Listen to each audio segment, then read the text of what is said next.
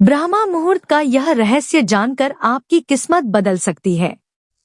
राधे राधे दोस्तों, एक बार माता पार्वती ने भगवान शिव से पूछा, स्वामी, आपने अनेक बार ब्रह्मा मुहूर्त को देवताओं का सबसे प्रिय समय बताया है। क्या यह वास्तव में सत्य है कि इस पवित्र बेला में स्वर्ग के देवता पृथ्वी पर आते हैं और कुछ विशेष घरों पर अपनी कृपा भी बरसाते हैं? तब भगवान शिव ने कहा, हाँ देवी, यह पूर्ण सत्य है। प्रत्येक ब्रह्मा मुहूर्त में देव शक्तियां पृथ्वी पर अवश्य आती हैं। माता पार्वती ने कहा, प्रभु, यदि ऐसा है तो क्या वे सबसे पहले उन विशाल मंदिरों में जाते हैं जहां दिन रात पूजा और आरती होती है, या फिर उन राजमहलों में जहां अपार धन और वैभव मौजूद होता है? तब भगवान शिव ने माता पार्वती से कहा, नहीं देवी, देवताओं का पहला कदम ना धन से प्रभावित होता है और ना ही बाहरी वैभव से। माता पार्वती ने कहा, तो फिर वह कौन सा घर है जहां देवता सबसे पहले पहुंचते हैं?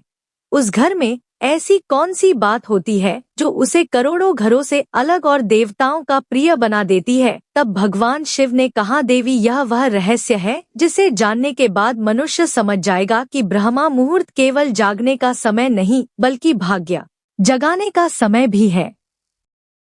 माता पार्वती ने कहा, क्या कलयुग का कोई साधारण मनुष्य भी अपने घर को देवताओं के आगमन के योग्य बना सकता है? क्या यह सौभाग्य केवल महान ऋषि मुनियों को ही प्राप्त होता है?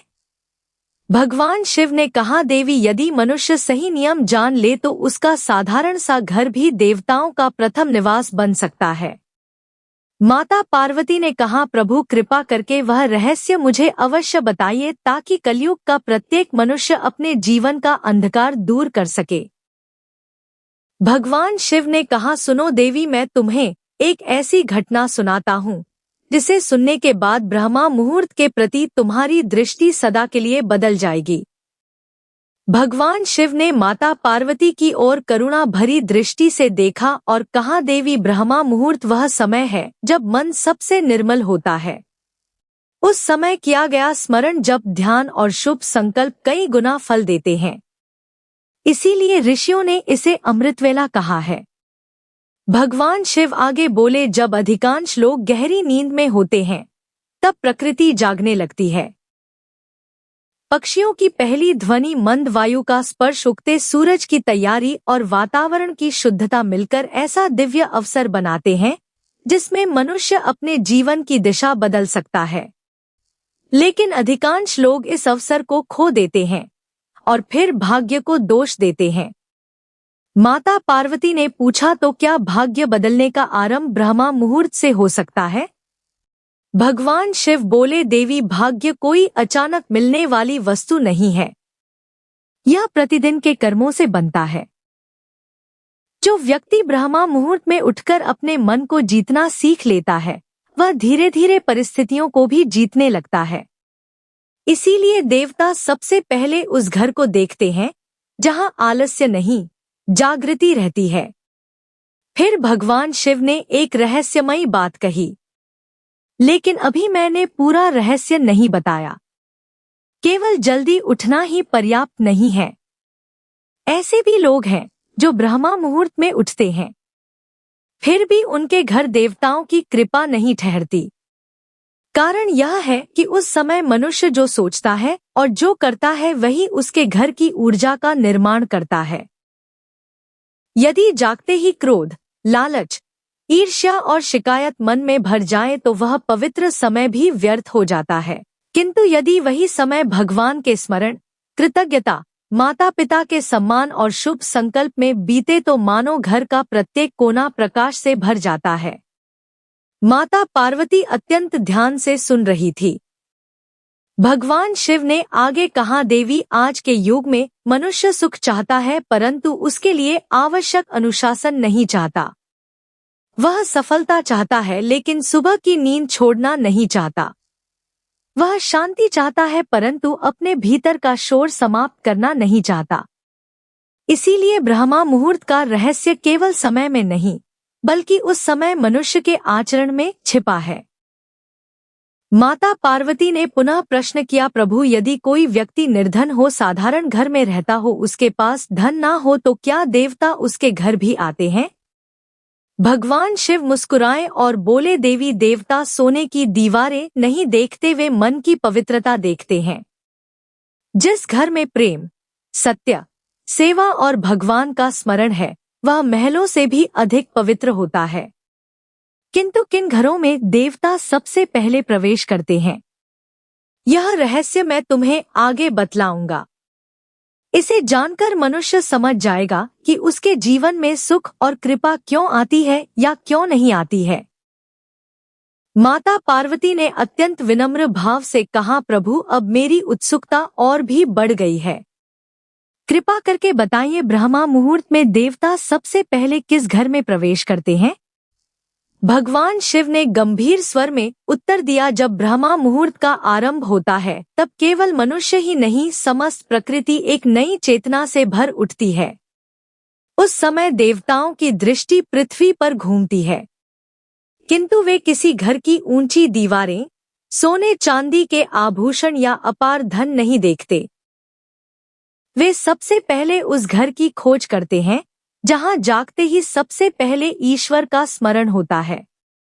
जिस घर में कोई व्यक्ति आंख खुलते ही भगवान को प्रणाम करता है, अपने माता पिता और गुरुओं के प्रति कृतज्ञता व्यक्त करता है और अपने दिन की शुरुआत शुभ विचारों से करता है, उस घर की ओर देवताओं के चरण स्वयं बढ़ने लगते हैं।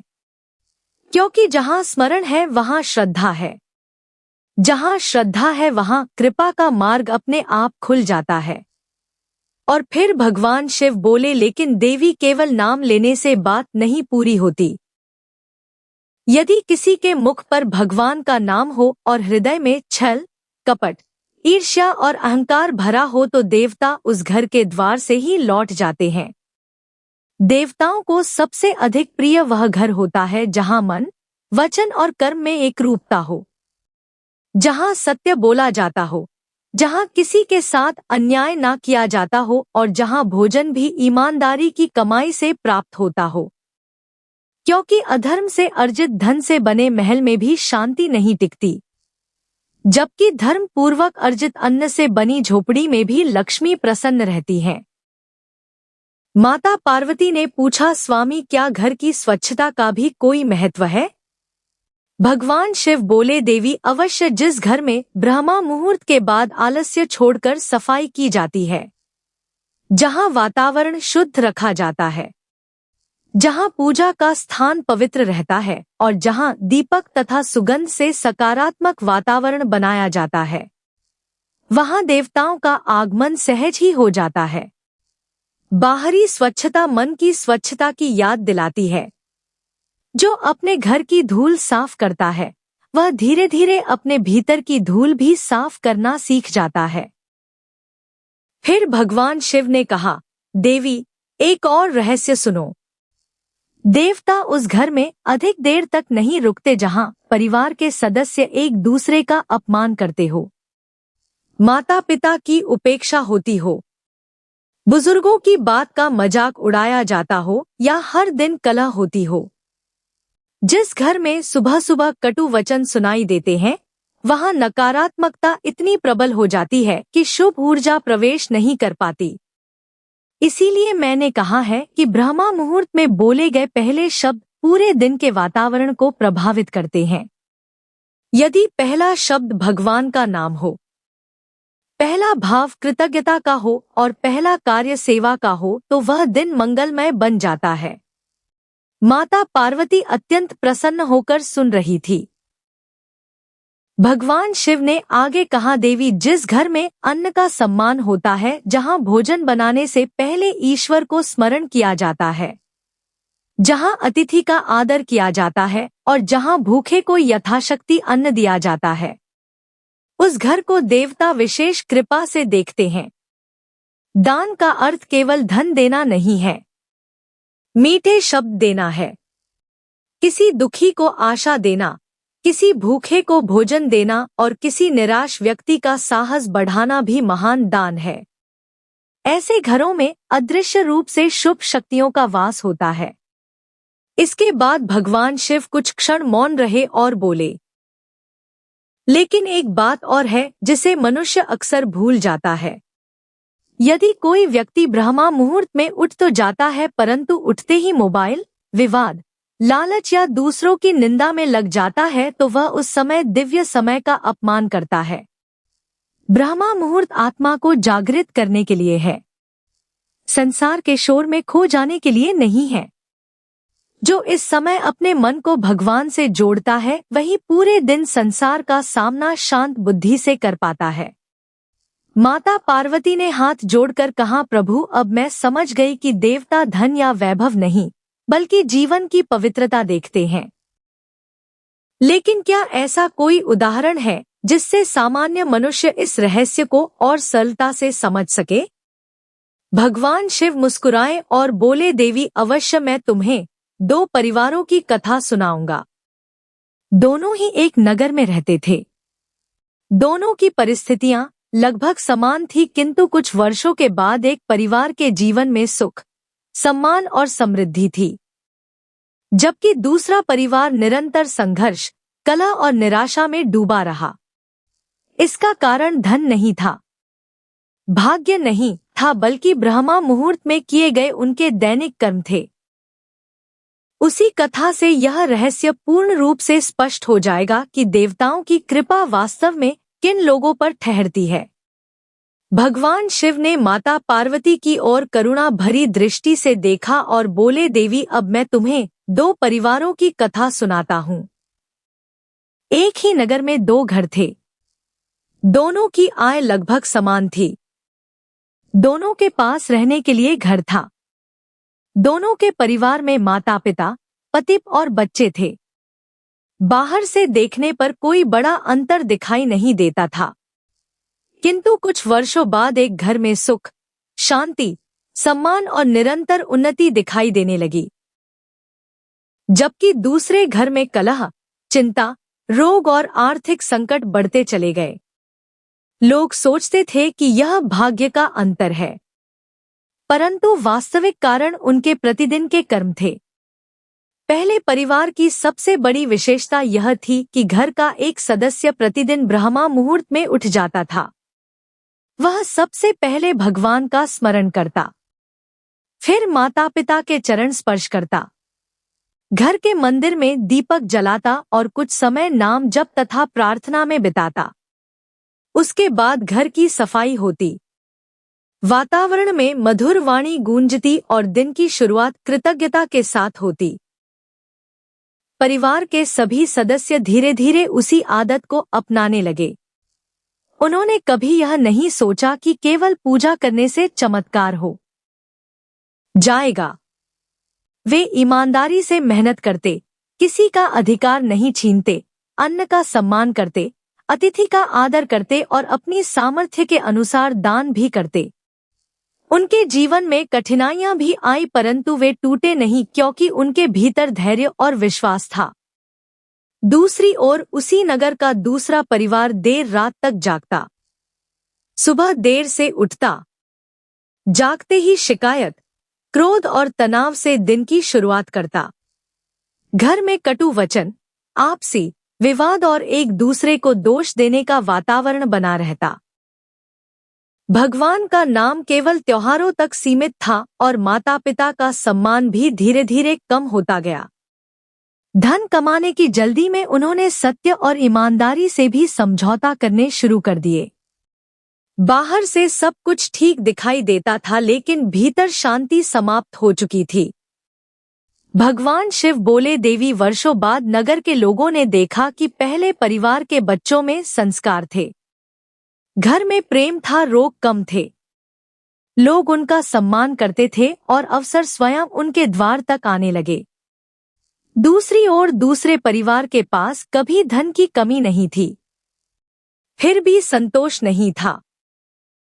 विवाद बढ़ते गए, मानसिक अशांति बढ़ती गई और घर की सकारात्मक ऊर्जा धीरे धीरे समाप्त हो गई। तब लोगों ने इसे भाग्य कहा, जबकि यह उनके दैनिक जीवन का परिणाम था। माता पार्वती ने पूछा, प्रभु क्या इसका अर्थ यह है कि ब्रह्मा मुहूर्त में उठने वाला हर व्यक्ति तुरंत धनी बन जाता है?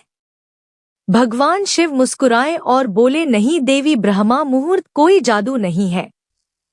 यह मनुष्य को सही दिशा में चलने की शक्ति देता है।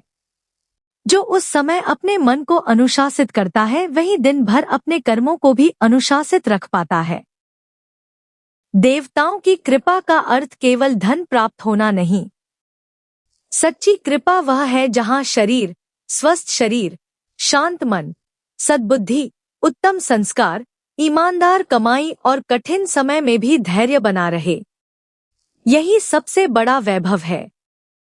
फिर भगवान शिव ने अत्यंत गंभीर स्वर में कहा, देवी याद रखना, देवता किसी घर में दिखाई देने के लिए नहीं आते। उनका आगमन उनके प्रभाव से पहचाना जाता है।